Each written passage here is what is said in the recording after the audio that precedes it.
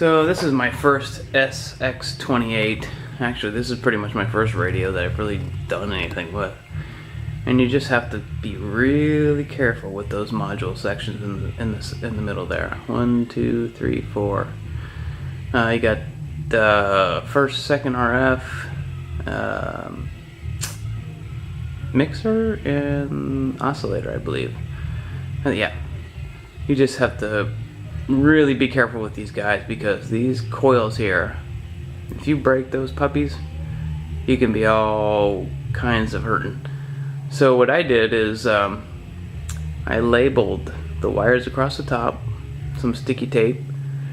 You got to pull the band selector switch out, front and back, when you deal with these guys here.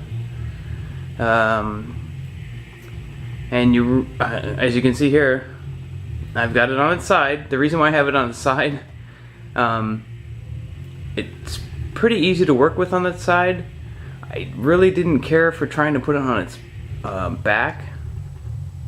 Just too much going on that I didn't want to mess with. So I either put it on its side or I lay it down this way to get to the tuning capacitors, because each one of these modules has wires going through the chassis to the tuning caps, and you have to get those off to when you pull these through and to get through the hole. So you have to label everything. So I've got labels up here. You might see those little white things right there, and I take pictures of everything. That'll help you take pictures of the color of wires.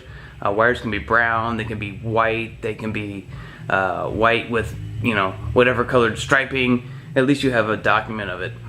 And then, as you can see here, like I said, this is a piece of a twisted pair telephone wire, I believe it was.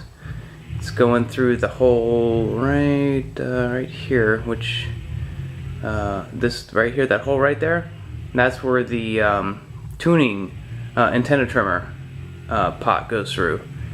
So I got that hanging up across the chassis, looped it through that hole, because I'm hanging it there and I want it to just sit in place. So I'm working on this section right now. I'll get this done, and then I'll put this back. I'll put everything back, fire it up, make sure that everything's okay, or I haven't, you know, stepped backwards in my progress.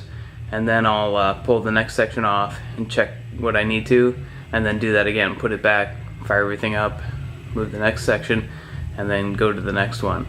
So that's pretty much what I have going on right now. It's kind of scary. I mean, the scariest thing is making sure you don't mess these coils up.